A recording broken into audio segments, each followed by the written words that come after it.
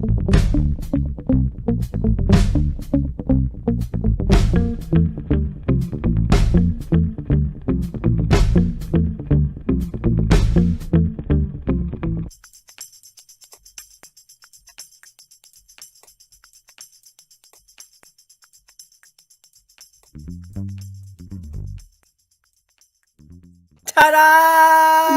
Hey, we're here. We made it. Happy Monday, Journeyers and Shannon.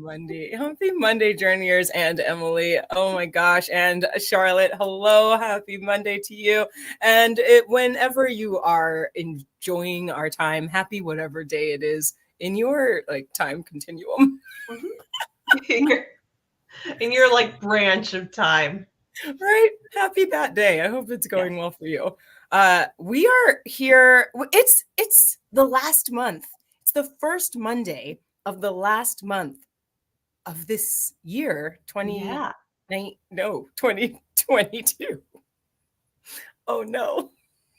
See, listen, we're in all sorts of time branches all the time. We're trying to figure it out. But it is December 2022, which means it's our last month of community, but it's our first Monday in December. So it's our first week of creativity. That's what the topic is today. And Emily, I've got stuff to talk to you. I bring stuff all the time. Excited. Okay, so the big thing that we were going to talk about is basically can you create creativity? So that's what we're munching on a little bit.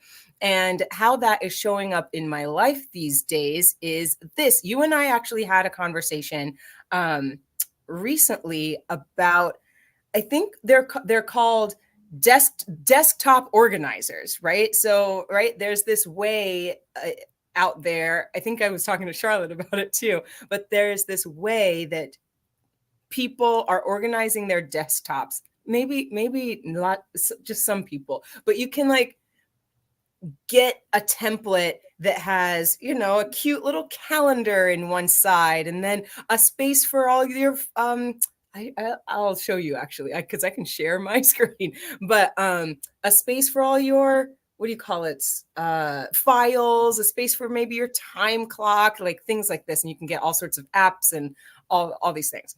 And I was looking for one and I was saying to you, I want one that looks like a video game or a console. I want one that's this, that, and the other. And you said, why don't you just create one? And I was like, that's impossible. We have Canva premium memberships. Just make one. Impossible. No. But I ended up doing that. I ended up actually creating one, and I'll show it to you in a second. But before we get there, I sort of want to talk about the reaction to that's impossible, that reaction. Let's start there. When we're talking about creativity and can you create creativity, I feel like part of that, no, it's impossible. You're either creative or you're not. There's some fear behind being creative in general. And I think this is dovetailing really nicely from our last month, which was playfulness, where we talked about rules and structure a lot. Because I think when we look at rules and structure and boundaries, I think sometimes we're like, well, I'm confined to this box. This is what I got. I can't really move outside this box, right? And I think to be creative is to push on the edges of that box and be like, yeah, I can do something different. Ooh, look at you, fancy pants. Don't look at it yet. Don't look at it. It wasn't supposed to show up. So it's to kind of mess with those rules and be like, okay, well, this box, the box I'm currently in isn't working for me. So how can we make it work a little different? How can I elbow out this side of the box to make it easier? It's hard. It's a hard it's a hard place to put your brain, the elbowing out of a certain box, because even I'm finding that even in our most playful or even creative, or the times that we're feeling like, I'm gonna, let my hair down and I'm gonna be wild and do something a little crazy. These feelings of like freedom or moving towards freedom, creativity, playfulness, there is often even a box that we put ourselves in inside that, like creativity looks like, or freedom looks like going to a bar and wearing those high heels that I haven't been brave enough to wear, but really it's you've done something like that before. So I'm wondering about this, like how do we face the fear of something completely new? That's a question I Yeah, have. I think it's reframing it to recognize it as something that's not completely new, or, not pushing yourself to feel like you have to do something that is completely new, right? There's no, just like, we're talking about pushing the edges of like regular rules, there's no rules to freedom and there's no rules to creativity, obviously, right? So if you say to yourself, like, I wear sneakers all the time and I want to be the kind of person that wears like 6-inch heels out to bars, Mhm. you don't have to wake up tomorrow and strap on those heels and a short dress and go out to a bar. You can certainly eat, like, you can, but there's no requirement that you have to. Like, you could try a kitten heel, try grab something cute, or like march around your living room in those heels and see how they feel and see how you Mhm. feel in them. And I think taking small steps and allowing yourself to be okay with taking small steps is important. Oof, you're poking at my soul right now, because I am exactly the type of person that is like, obviously that thing's not working. Scrap it, trash it, throw it out. And let's try this. Let's just paint the whole house teal. The whole house, everything teal, and then throw some gold glitter on it. Like, There's a lot of renovations happening in your house. yeah, this is me just dusting everything with gold glitter, Yeah. right? Yeah. There, I think, what say you to the idea that if I don't just scrap it, throw it in the dumpster, paint it teal and throw glitter on it right now, I won't do it at all. Like if I take small steps, the small steps, I can't see the end. It's not big, flashy, fun, creative enough. No one will see that that's the thing I'm doing, or I won't feel fulfilled. What say you to all those like pushbacks on that? First of all, I wouldn't worry about what other people are thinking, because it's whatever. There's, like, we've talked about the self before. We've talked about like other people's expectations on you. On If you're an improviser watching this, probably on you to be the funny, creative person to do all the big things, and Yep. you don't have to be that person. Um, but as far as like being worried that like you won't be fulfilled with something bigger, I would ask, I would ask, how do you know that that big thing is going to be fulfilling? If you like Ooh, literally get Emily! rid of something, like you're getting rid of the stuff that you had, and now you're stuck with a different problem. Man, Emily, come on. Come on. It's true. Okay, so, we do this on the stage, off the stage. On stage, when I'm hearing you say that, when we get uncomfortable on stage, and I'm talking specifically like when things start getting to the space where it's like, oh, this is a little too real, or this is a little deep. It's not funny, it's not quippy and funny. People tend to move away from those things. And what that ends up looking like is either leaving a scene or wiping a scene, right? Mhm. Um, Cheryl Either says this is a close conversation they had with their therapist. I know. Same. I think I had this conversation too. like me too. Like today's the day. We're all having it. Yeah, on stage that looks like editing the scene completely, or leaving the scene. Or And making like a super hokey jokey joke. absolutely. Yeah. Uh-huh. Yes. And when we do that, all three of those things, now we have a different problem. Like we were so scared of, man, Emily, just you're so good. But we were on stage, we were so scared or so uncomfortable in the thing that we were creating that we gave it up, we ran away, and then we created a completely new scene in which that scene can be a completely new problem, right? We left this like juicy, like, ooh, that they're talking about real life. We left it because it wasn't funny or whatever our expectation was, to create this new thing where we don't have any expectation. We just hope that it's going to be better. But you're right. Like, you're right. Yeah. Sometimes it's It could not. be just as crappy than Yeah. you get yourself into. And I think there is a whole lot of there is a whole lot of what we do when we move away from feeling uncomfortable. Like, I feel like that's like it's our natural like instinct, right? Is to be like, and then let's move away from it.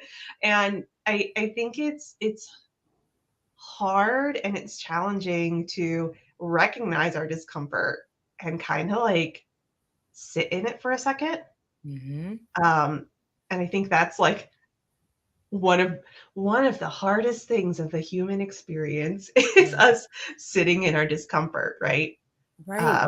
And just allowing it to, and just taking a second to be like, this is uncomfortable, and let's see if I can solve this problem in a way that it moves towards like, I love to talk about values. I Yep. love to talk about things that are important to us, but like, can we solve this problem in a way that's important to me?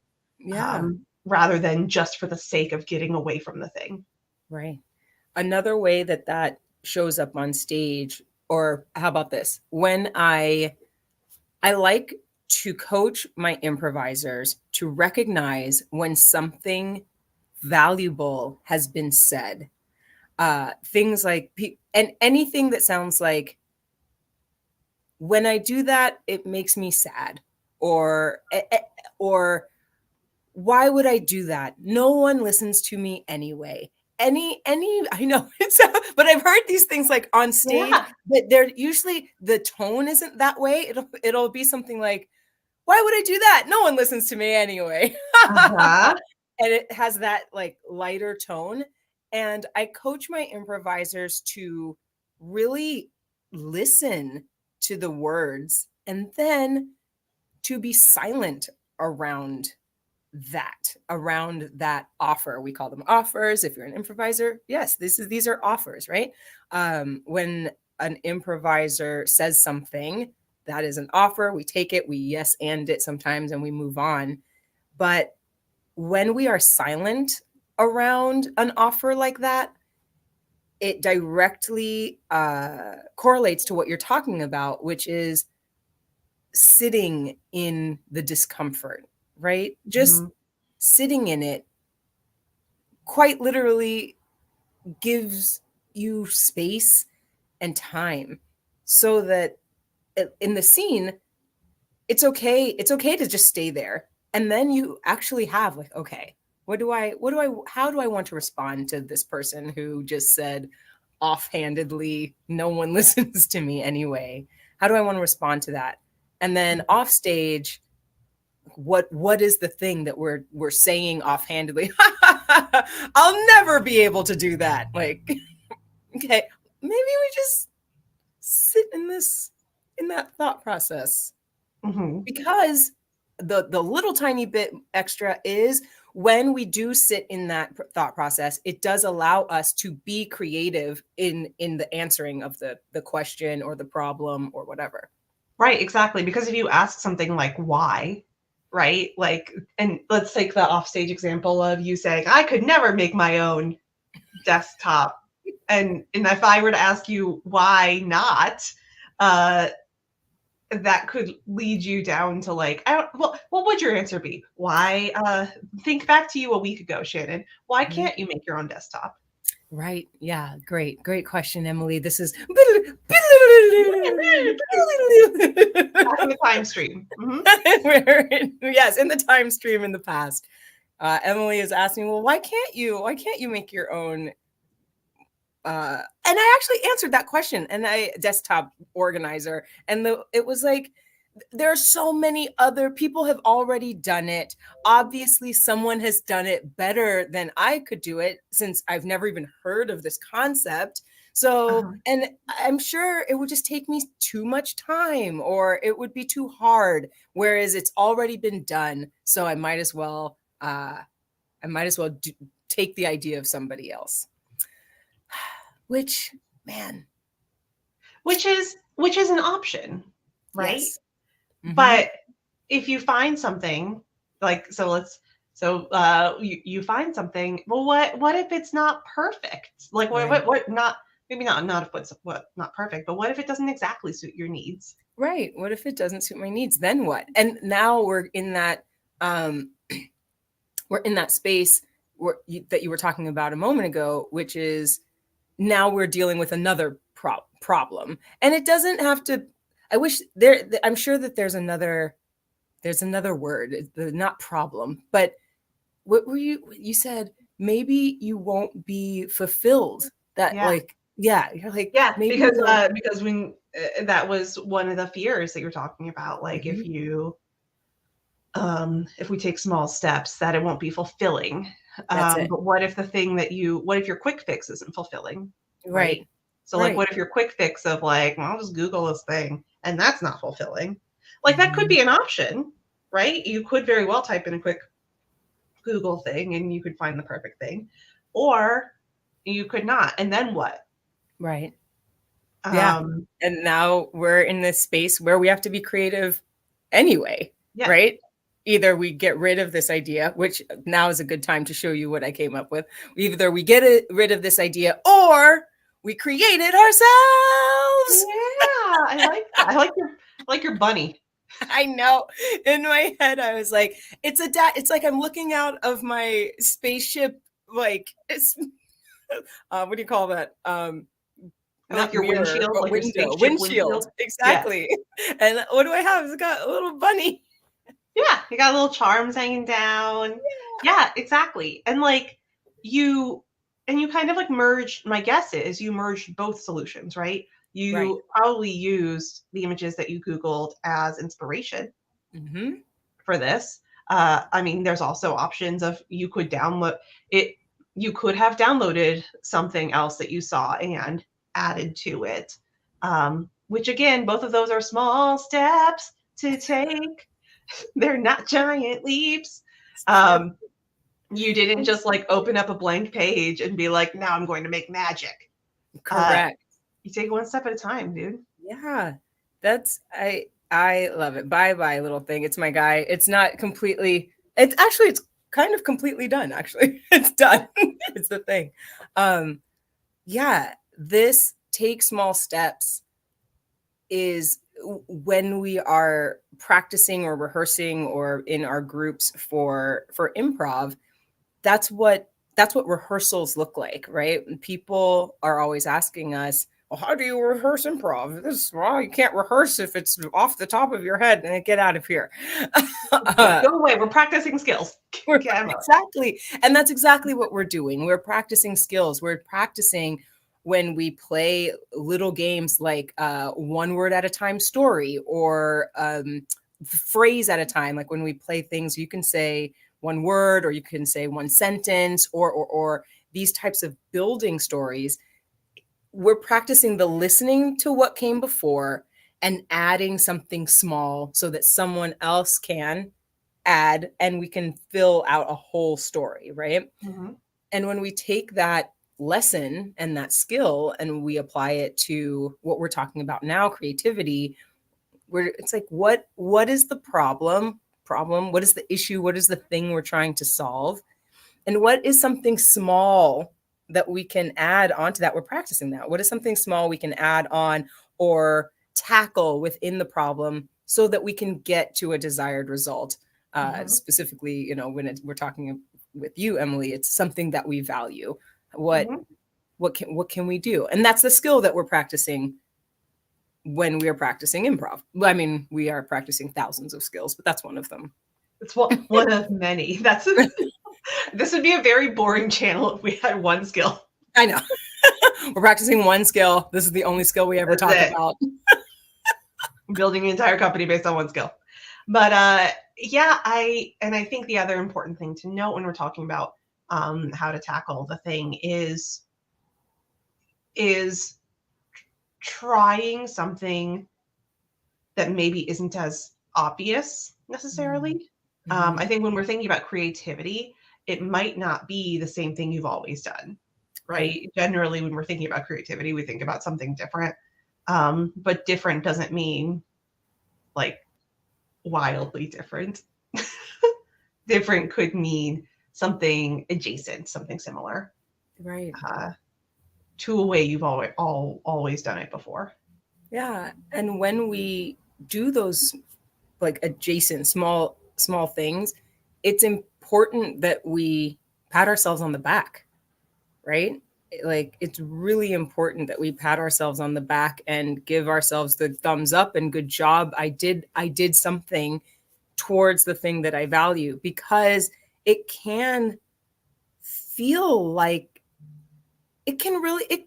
because of the slowness that it takes, it can feel like I don't want to say failure or loss, but those are the words that come up. But it can feel like I'm moving too slow. You can start to really feel, oh man, I really wish I had done this over the weekend. I wish I had painted my whole house teal over this entire weekend. But starting with the bathroom, you know, or starting with just one teal wall with gold glitter all over it, feels like that is an accomplishment, and you should pat yourself on the back for that. It's an accomplishment and also a really good way for you to get used to the thing that you did and see if it really is for you. Right. Same with like if you're painting or if you're writing or if you're making digital art, like it doesn't just come out fully formed, right? You'll usually do a little bit at a time, put like a color on, write a paragraph, and then be able to look at it and be like, do I want this? Do I want to keep pursuing this path? Because if you came out with something that was fully formed, you might not like it. Right. We've got this from Charlotte. Also had this conversation with my therapist. I'm very impatient. Yeah. And just expect, to get stuff done. I feel proud of myself because I just expect it from myself. I also I would never feel proud of myself because I expect it just to get done. Like you feel like, oh, cool. Same. Same, Charlotte. I have, I'm tackling some new projects at work because I don't know how like how much of my tummy we can see in this thing, but we're getting so there. Nice. And for that reason, I can't do the usual work stuff right now. Right. So I have a very large project to take on, and I really had to do this exactly, like pat myself on the back after a few of the steps and be like, I made a dent and I made a start today. Right. Because there are some things you just can't tackle in a day. Right. And you have to make sure, like, I have to make sure the systems that I set up for myself today are working, are going to continue working, and this is sustainable, etc. And even though that sounds like boring work stuff, and it kind of is a little bit boring, there is an aspect of creativity in there because I'm building a system building some spreadsheets and like doing some exploring and researching and creating some structure. Yeah. And I was going to say that you said it. You said there is some aspects of creativity in here, building a structure, building worksheets, building these things. And there's not a stigma. There's a turn away from considering those types of things as being creative, right? Mm-hmm. Like, and if we can remember, if you can go back into your memory banks and think about times that, man, like we were really stuck that day over whatever it was, and I was able to do this, that, and the other. That is creativity. And if you can remember that, you can use those tools and that pat on the back, like, oh, I am able to think in different ways to create whatever it is. And you can use that for whatever thing you're trying to tackle within the moment as well. Yeah. Even things, I'm trying to think about something that's like relatable to everyone, like chores or. Mm-hmm. We like, our favorite on this show is talking about chores. Yeah. Yep, it's our favorite. By the way, my husband watched our November show where we talked about like playfulness, and I said something about like the way that I vacuum. At 1 a.m, he he rolls over and he's like, "Did you tell the internet that you vacuum?" And I was like, "Don't call me out like that. Get out of here. Go to sleep. It's 1. You're delirious. But we do have house chores that sometimes I do. So, but so even those things we can think about, like even when our, our chores are super overwhelming, or like cleaning our house in general is super overwhelming.